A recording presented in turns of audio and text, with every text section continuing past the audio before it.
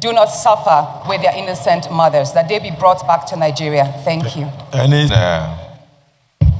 Immigration and prison services to liaise with the Libyan prisons to repatriate Nigerian female prisoners who birthed children in Libyan prisons. All right. Any seconder? Any seconder? Yes, seconder, the leader of the Senate.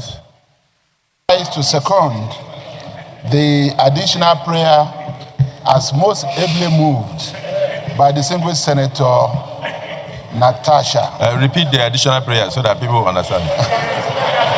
Hello and what's up guys? In this video, serious drama just played out right inside the Nigerian Senate, and honestly what happened will shock you. During a heated motion on the condition of Nigerians stranded in Libya, the Senate chamber went from calm to chaos in just minutes. What started as a normal debate quickly turned emotional, with voices rising, senators clashing, and shocking revelation about how Nigerians are suffering abroad. It all began when Senator Adams Oshiomhole, yes, the former Edo State governor, stood up and gave a fiery warning. He said he is deeply sympathetic to Nigerians trapped in Libya, but he also blamed misinformation and desperation for why people still risk their lives trying to escape through dangerous routes. According to Oshiomhole, many Nigerians still believe that the moment you leave this country, life automatically becomes better. But he reminded everyone that after Gaddafi's fall, Libya turned into a war zone. He revealed how Nigerians there are being trafficked, brutalized, and even unalive. And he warned that weapons from Libya are now flooding into Nigeria, fueling our own insecurity. As he spoke, the mood in the Senate became tense. Then came the moment that no one expected. Senator Natasha Akpoti-Uduaghan stood up, and what she said left many senators in disbelief. With a strong voice, she exposed heartbreaking details about Nigerian women trapped in Libyan prisons. She said many were trafficked for sex, arrested, and now live in inhumane conditions. Some have even given birth inside those prisons, raising their children in captivity. You could feel the silence in the chamber. Then suddenly, the Senate leader rose to defend her. He backed Natasha's motion fully, demanding that the Nigerian government step in and bring those women and their children back home. He called their treatment inhuman and unacceptable, saying that as Africans, we should never treat our own people like animals. But not everyone agreed. Some senators started arguing that Nigerians should be free to travel anywhere if they have valid visas, while others insisted that border control officers must stop anyone heading to dangerous countries like Libya. The back and forth got so heated that the Senate president had to step in several times just to restore order. After all the drama, the Senate finally reached a resolution to begin urgent sensitization of Nigerians about the dangers of traveling to war-torn countries, and to support Natasha's motion to rescue Nigerian women and children trapped in Libyan prisons. In his closing words, the Senate president made one final appeal that Nigerians must stop believing that life is always better abroad. Sometimes, he said, home is home, and the pasture we are chasing may not be greener after all. Guys, this was one of the most emotional and dramatic Senate sections we have seen in a while. Powerful, tense, and unforgettable. I will let you watch this video for yourself so you can see exactly what I'm talking about. Also, don't forget to like, share, and subscribe to this channel if you haven't already done so. Take a look, guys, and remember to share your thoughts after watching. I'm absolutely sympathetic to the conditions of those who have found themselves in Libya, one way or the other. But I think we also have a duty, maybe through National Orientation Agency or any other agency, to advise our people. We are in a free country, nobody needs exit visa to travel. But people should be informed that after the collapse of Gaddafi, Libya is no longer what it used to be. And Nigerians will leave this country no matter what anybody say. This country is far ahead of some of those countries that they have been trafficked to. They have this illusion that once you're out of Nigeria boundaries, all is well. We need, as much as we talk about how to assist those who are already there, we have to discuss how to prevent more and more Nigerians from going to Libya, following illegal routes. They don't have visa to get there. And if you follow illegal route to go to a country with its own serious internal security challenges, What are you to expect? In spite of all the effort of the Ministry of Foreign Affairs, the Commission on Diaspora, they have paraded young men and women who are being brutalized, dehumanized in Libya. And yet,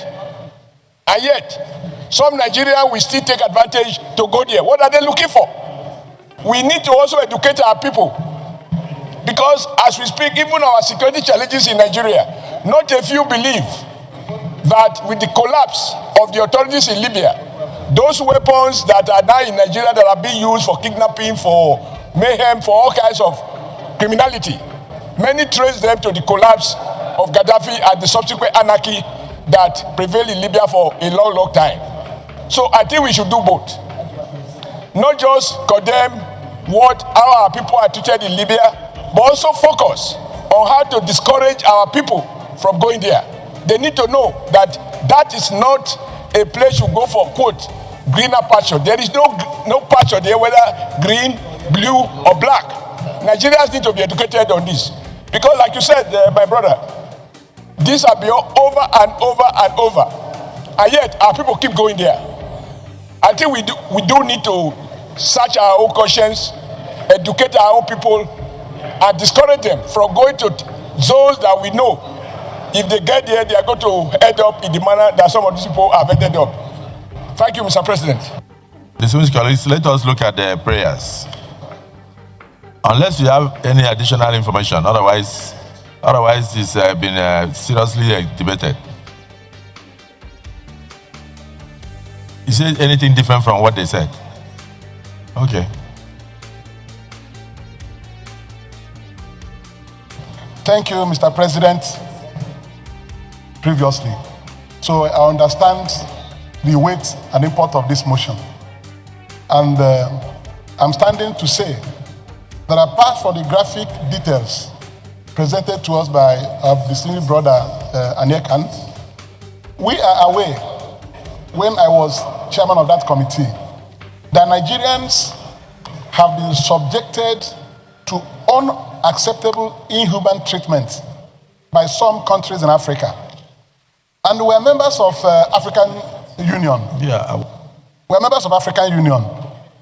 There is no reason why an African will find himself in another African country and he will be so or she treated as if he's not a human being. There were videos made in this Libya where Nigerians were subjected to unacceptable inhuman treatment. So I want to say that apart from the prayers here, that we should be able to use the auspices of the African Union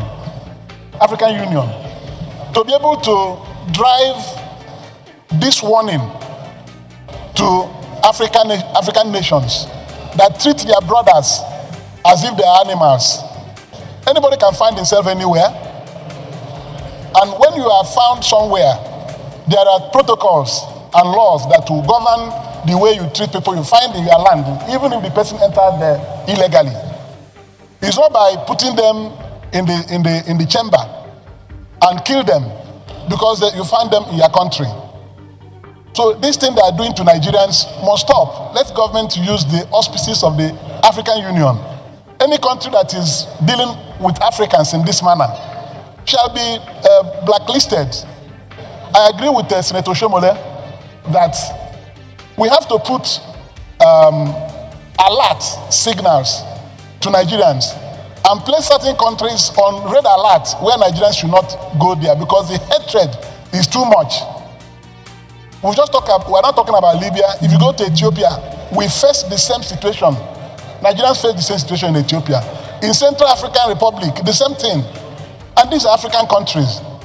If we have African Union as a union that joins us as Africans, the African Union will not look the other way. When people are abused and molested in this ugly way, Nigerians are being treated in some countries in Africa. So that's what I want to say, and I believe that the African Union should not watch, and these things will continue. Thank you. Thank you. So, then Woko, you want to second the the motion is not a debate. He has moved that we should urge the National Orientation Agency to, as a matter of urgency, educate Nigerians, old and young, on the dangers of immigrating to countries that are war-torn. I understand. Based on the suffering and enslavement that Nigerians are currently going through. Yes, Mr. And President. I think it's a very good proposal. Yes. That sensitization is important. So, Mr. President, no, Nema is up there. My name is Senator Natasha. So you want to second that? Yes, I do second the motion. To, as a matter of urgency, commence immediate sensitization of all Nigerians on the dangers of emigrating to countries that are war-torn and in conflict because of the experiences and the sufferings that other Nigerians have gone through. And it has been seconded by Senator Natasha. Those in support of this additional prayer say aye. Those against say nay. The ayes have it. Let me now thank the distinguished Senator. Additional prayer, Mr. President. Just indulge me, please, just 1 minute. Additional prayers. Mr. President, I think what we should also do... No, additional prayer. Yes. I do propose an additional prayer that they exercise firm discretion in allowing or refusing Nigerians the permit to live at the borders. As we just said from the prayers of Adams Oshiomhole. So we should mandate our border control agencies. Our border control agencies. Yes, to exercise firm discretion. To exercise firm discretion in deciding whether to allow our Nigerians who are moving or traveling to certain designated places, whether they should be allowed to exit or not. Just because they have a visa or they have a passport doesn't mean that they should be allowed. No, I want additional prayer. No, you can't talk about freedom. No. Mr. President, your additional prayer is that we should mandate discretion to exercise firm discretion in refusing any traveler whose mission to Libya specifically is not cogent. But how will you know? Because if they have a visa... The border control, that's their job to find out. No. If you don't do this, Mr. It will infringe on the constitutional provisions of freedom of association and freedom of movement. Then this problem will never stop. Because if they have a visa to go and see the president of Libya, yes, and you say they should not go, but then any seconder to this additional prayer? No seconder. Okay. Additional prayer, please. Additional prayer, yes. Uduaghan, representing the people of Kogi Central. I do have an additional prayer that the Nigerian Immigration and Prison Services should liaise with the Libyan prisons to repatriate Nigerian female prisoners who birthed children in prisons. This is born out of the fact that numerous Nigerian women who were sex trafficked to Libya and happened to escape the unworthy, unhuman situations were arrested and detained in the Libyan prisons, and they are being used to satisfy the sexual urges of the prison warders and prison officials. It is a fact that many of our Nigerian women who found themselves in the Libyan prisons are pregnant, and many have given birth to children who live in the prisons. So I would appreciate the chambers and my colleagues do approve this, so that children, innocent children who are of Nigerian heritage, do not suffer with their innocent mothers, that they be brought back to Nigeria. Thank you. Immigration and Prison Services to liaise with the Libyan prisons to repatriate Nigerian female prisoners who birthed children in Libyan prisons. All right. Any seconder? Any seconder? Yes, seconder, the leader of the Senate.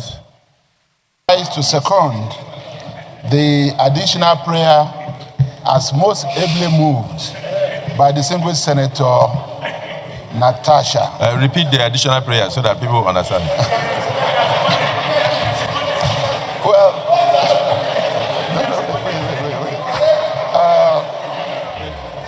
Mr. President, Mr. President and distinguished colleagues, the additional prayer. I know at all times and not situations. The additional prayer is? Mr. President, I know at all times and in all situations I have the protection of Mr. President. You have my protection. And I know. Just repeat the additional prayer for the benefit of all. Secondly, Mr. President, it is already in our Hansard recorded that Mr. President, in asking for secondment, did himself repeat the additional prayer. And I'm relying on that. Thank you, sir. I know that the Senate leader is a lawyer. Don't practice your law on the Senate. Repeat what you are seconding. It's very simple. You are seconding the additional prayer, so repeat it so that they can capture it very well. On a serious note, Mr. President, her additional prayer, it was a very lengthy one. Which one? And part, Mr. President, part of what we have been trying to also let our colleagues know is that an additional prayer should not be a debate. But her additional prayer was simply to direct the immigration service to liaise with the Libyan authorities with a view to returning female prisoners. That was our additional prayer. Distinguished colleagues, the addition has been explained. Those in support of the additional prayer say aye. Aye. Those against say nay. The ayes have it. So let me now thank distinguished Senator Nneka Mbasi, former Speaker Akwa Ibom State House of Assembly, for bringing this to the fore. And pray that when this is communicated to the relevant authorities, Senator Garba and his committee on legislative compliance will follow up to be sure that all the prayers we have brought out today, including the additional prayers, are adhered to.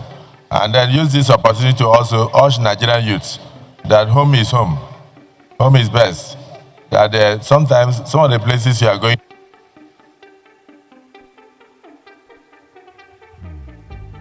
into, you may be going into a lot of suffering because you are looking for greener pastures, while the home may be greener than where you are looking at.